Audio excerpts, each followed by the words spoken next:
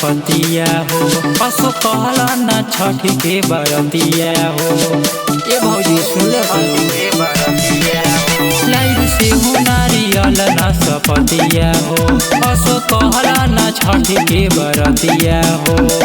छठ के बरतिया हो दौरा पहुँचाई दे हब लेके अपना माथ पर दिहया रखिया हो भौजी चल छठी घाट पर दिहया रखिया हो भौजी चल छठी घाट पर।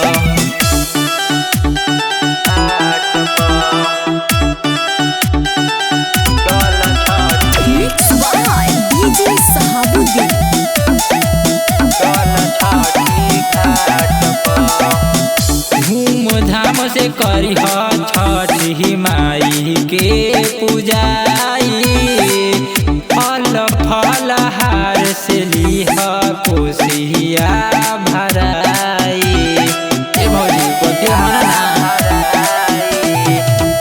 धूमधाम से करी छठी माई के पूजाई फल फल हार से लिह कोसिया भराई।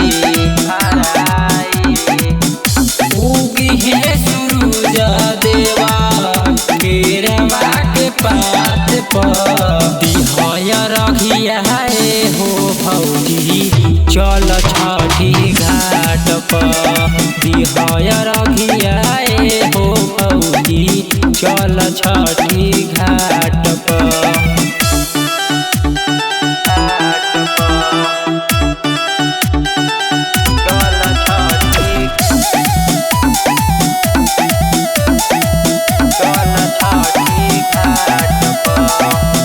भैया के बोला के असोह कहला तैयारिया विकी रोहित चली है पेनी के पियरिया।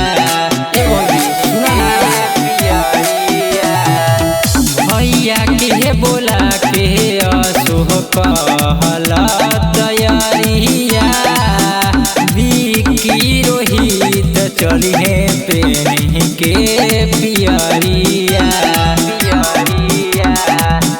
पनिया में खड़ा रही आदित्य देव के बाट पर दिहया रखिया हो भौजी चल छठी घाट पर दिहया रखिया हो भौजी चल छठी घाट